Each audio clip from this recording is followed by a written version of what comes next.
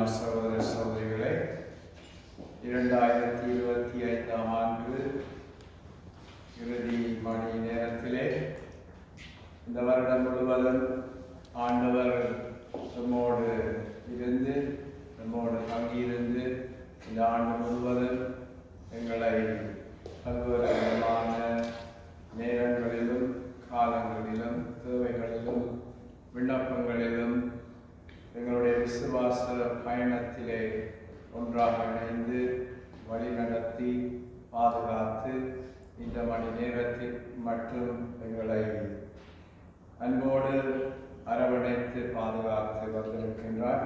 எனவே இந்த மனத்தியாலத்தை இந்த நற்கருணை ஆண்டவரிலே நாங்கள் செலவழிக்கவும் பிறக்கவிருக்கின்ற புது வருடத்திற்கு ஆயத்தமாகவும் இந்த நற்கருணை பிரசன்னம் எங்களை புகழ்ச்சியிலே ஆண்டவரை புகழ்வதிலும் பாவமன்னிப்பு வேண்டுவதிலும் ஆண்டவருக்கு நன்றி கூறுவதிலும் என்ற அந்த கருத்துக்களோடு இந்த நற்கருணை வழிபாட்டிலே நாங்கள் பங்கு பெற்ற எங்கள் ஒவ்வொருவரை நாங்கள் ஆயத்தம் செய்வோம். அமைதியிலே ஆண்டவரை உற்று நோக்குவோம்.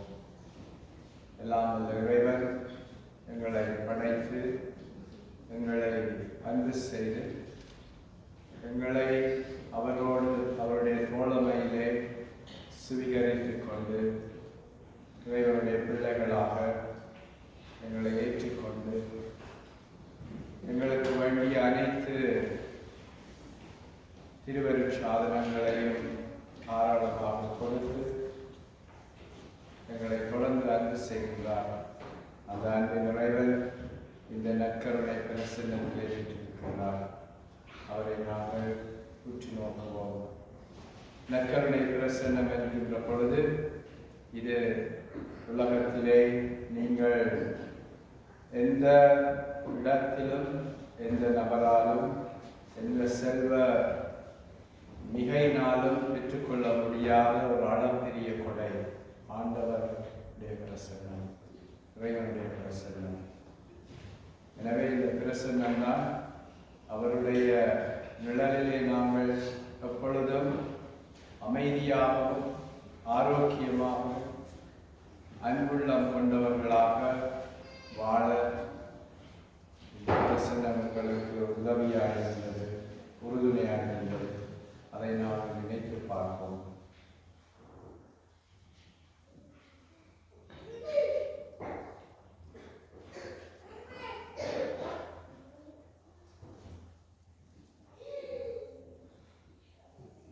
இறை வல்லமையோடும் இறை பக்குவத்தோடும் நாங்கள் பாடப்படுகின்ற இந்த புகழ்ச்சி பாடலிலே முழுமையாக பங்கு பெற்றி ஆண்டவரை எங்களுடைய உள்ளங்களாலும் உதடுகளாலும் எங்களுடைய சிந்தனைகளினாலும் உணர்வுகளினாலும் ஆண்டவரை போற்றி மகிமைப்படுத்துவோம்.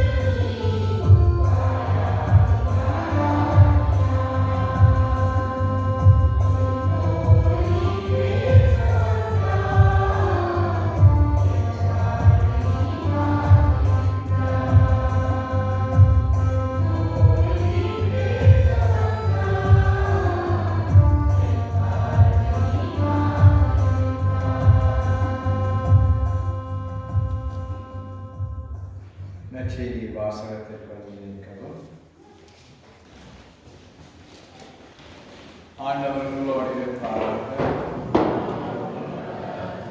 லூக்கா எழுதிய செய்தியிலிருந்து வாசகம்.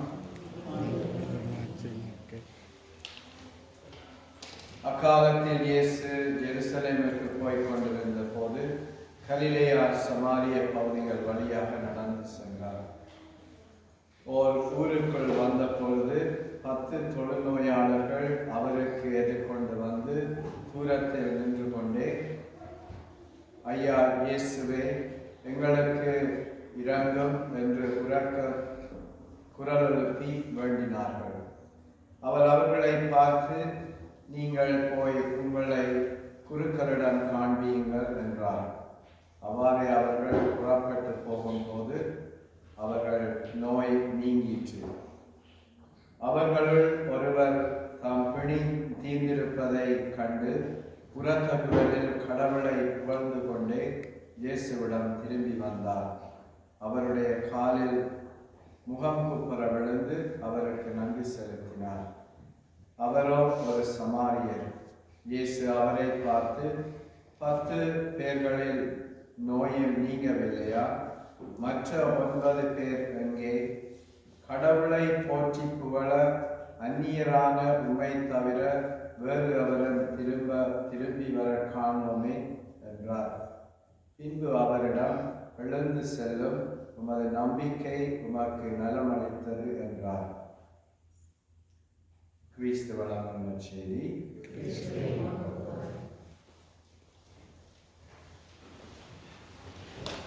வாழ்வு என்பது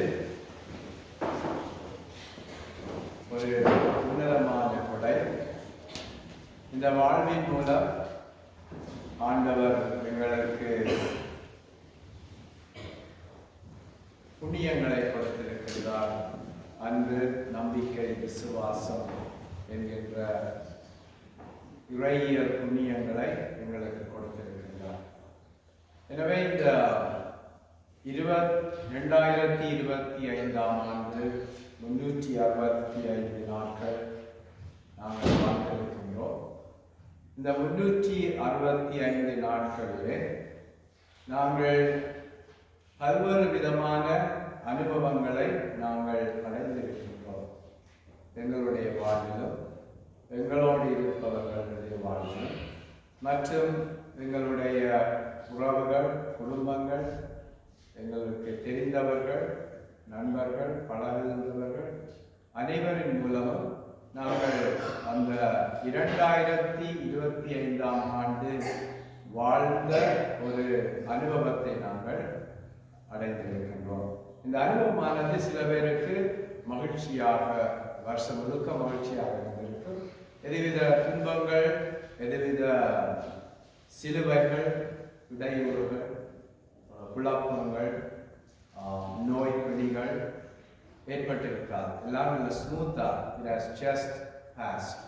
For some people it would have been so hard.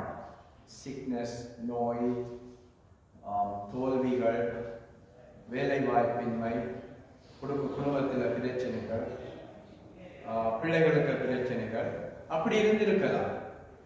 ஆனால் இந்த 2 விதமான வாழ்க்கையை நாங்கள் சீர்தூக்கி பார்க்கின்ற பொழுது, we just know that God has given us the whole year. அந்த துன்பத்தின் மூலமும் வாழ்ந்தவர்கள் இந்த வருடம் முழுவதும் வாழ்ந்திருக்கின்றார்கள். ஒன்றுமே அனுபவிக்காமல், அதாவது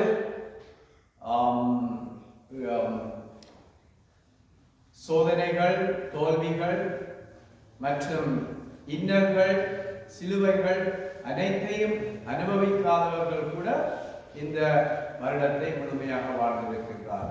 இவர்களுடைய 2 விதமான அனுபவத்தை நாங்கள் காணக்கூடியதாக இருக்கின்றது. இந்த அனுபவங்களின் மூலம் எங்களுடைய வாழ்வினுடைய அத்தியாயம் பிறக்கின்றது. அதாவது we have just finished one chapter in our life. We just finished.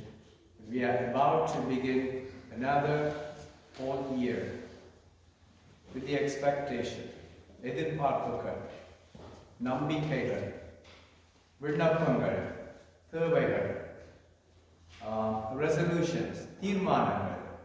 அப்படியாக நாங்கள் அடுக்கிக் கொண்டே போகலாம். ஆனால் இந்த வேளையில நீங்க உங்களை நீங்களே கேட்டு பாருங்க, நான் ஆண்டவரோடு எவ்வளவு காலம் எவ்வளவாக நான் அந்நியோன்யமாக, அதாவது நெருக்கமாக இருந்திருக்கின்றேன். துன்பத்திலும் கூட, நோயிலும் கூட, என்னுடைய வந்த பிரச்சனைகளின் மூலம் கூட, அதன் மத்தியிலும் நான் ஆண்டவரோடு நான் நெருக்கமாக இருந்திருக்கின்றேன். அவருடைய கரங்களை நான் பற்றி பிடித்திருக்கின்றேன்.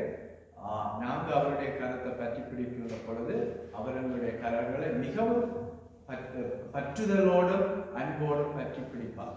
அது சிலாக்களுக்கு அந்த அனுபவம் கிடைத்திருக்கும் என்பதை நான் நம்புகின்றேன். இது ஆண்டவர் கொடுத்த, அதாவது அவருடைய அன்பின் பிரசன்னம், அன்பினுடைய வெளிப்பாட்டின் பிரசன்னமாக நாங்கள் அதை ஏற்றுக்கொள்ள வேண்டும். இவைகள் அனைத்தும் தான் எங்களுடைய வாழ்க்கையினுடைய படிமானங்கள். அதாவது we have to appreciate, right?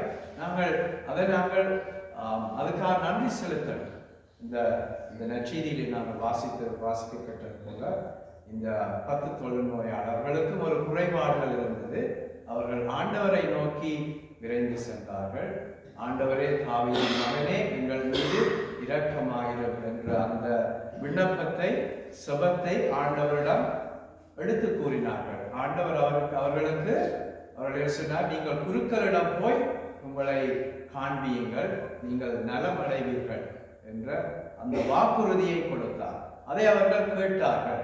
அதன்படி சென்றார்கள். போகின்ற வழியிலே அவர்களுக்கு குணமடைகின்றது. 10 பேருமே பூரணமாக குணம் பெற்றார்கள். அதிலே ஒரு ஆள் மாத்திரம்தான் ஆண்டவரிடம் வந்து நன்றி கூறுகின்ற இந்த தருணம், இந்த சம்பவத்தை நாங்கள் வாசிக்க கேட்டோம். எங்களுடைய வாழ்க்கையில நாங்கள் பெற்றுக்கொண்டே இருக்கின்றோம். ஏன்னா நாங்கள் எப்பொழுது சில நேரம் we always keep on asking and asking and asking, then we never end asking. Doesn't matter, you keep asking. At the same time, when you receive, and you have to return to the Lord, right? நீங்க ஆண்டவர் பெற்றுக்கொள்கின்ற பொழுது ஆண்டவரை நாங்கள் மறக்கக்கூடாது. சில நேரம் நாங்கள் எங்களுடைய எல்லாமே இருக்கின்ற பொழுது நாங்கள் ஆண்டவரை நாங்கள் தேட மாட்டோம், நாங்கள் ஆண்டவரை நாங்கள் நாட மாட்டோம், ஆண்டவருடைய நிழலை நாங்கள் மறந்து விடுவோம். அப்படியான சந்தர்ப்பங்கள் இருந்தோம்னு சொன்னால் அதற்காக நாங்கள் மன்னிப்பு வருவோம். இந்த பிறக்கின்ற இந்த புது ஆண்டிலே ஆண்டவருடைய நிழலில், ஆண்டவருடைய பிரசன்னத்திலே நாங்கள் வாழவும், இந்த வருடம் முழுவதுமே ஆண்டவருடைய கொடையாக உங்களுக்கு 2026ஆம் ஆண்டு ஆண்டவர் உங்களுக்காக கொடுக்கின்ற ஒரு வரப்பிரசதமான ஆண்டாகவும், வரங்களின் ஆண்டாகவும், நல்ல சுகங்களின் ஆண்டாகவும் மாற அதற்கு முதல் நாங்கள் நன்றி செலுத்துவோம். ஆண்டவரே, நீர் இந்த வருடம் முழுவதும் நீர் என்னோடு இருந்திருக்கின்றேன், என்னை தாங்கிக் கொண்டிருக்கின்றேன், என்னோடு நீர் பற்றி பிடித்துக் கொண்டிருக்கின்றேன். இந்த அன்பிற்காகவும் இந்த ஆறுதலுக்காகவும் நான் எனது உள்ளத்தை திறந்து எனது உதடுகளாலும் எனது உள்ளங்களினாலும் உனக்கு நன்றி செலுத்துகின்றேன் என்ற அந்த நன்றி புகழை, நன்றி நன்றி நன்றி ஆண்டவரே, கோடான கோடி நன்றி என்ற அந்த நன்றியுள்ள மக்களாக நாங்கள் கொஞ்ச நேரம் ஒரு 2 நிமிஷமாவது அனைத்தை நினைத்து பார்த்து அதற்கு பிறகு நாங்கள் பாடுகின்ற பாடலிலே வெற்றி ஆண்டவருக்கு நாங்கள் மன்னிப்பு வேண்டுவதோடு மாத்திரமல்லாது நன்றியையும் நாங்கள் செலுத்த தயார்படுத்திக்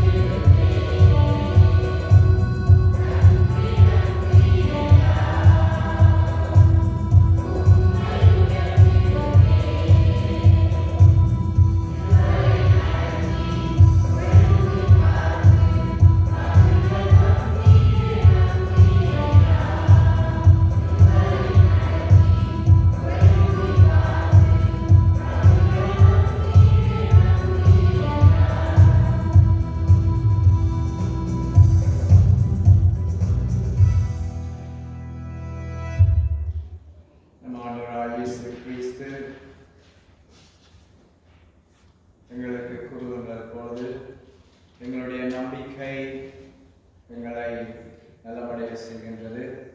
ஆண்டவர் எங்களை நோக்கி என்னுடைய ஆசீர்வாதங்களை கொடுப்பதற்காக அந்த வேளையிலே எங்களுக்கு முன் வீற்றிருக்கின்றார்.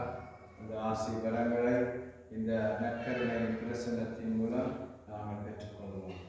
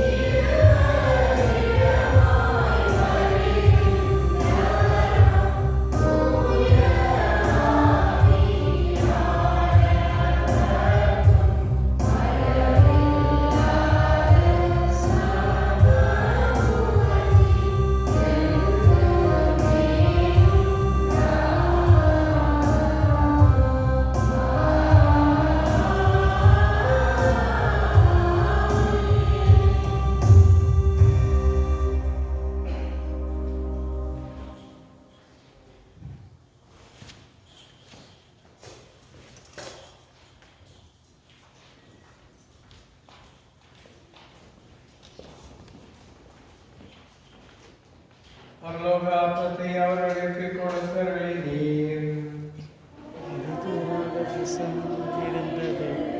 செபிப்போமாக. இறைவா, இந்த வியப்புக்குரிய திருவருட் சாதனத்திலே உம்முடைய திருப்பாடுகளின் நினைவை எங்களுக்கு விட்டு சென்றீர். உமது திருவுடல் திருவிரத்தம் ஆகியவற்றின் மறைபொருளை வணங்கும் நாங்கள் உமது வேட்பின் பலனை இடைவிடாமல் சுவைக்கு அருள் புரியும் என்றென்றும் வாழ்ந்து ஆட்சி செய்கின்ற உம்மை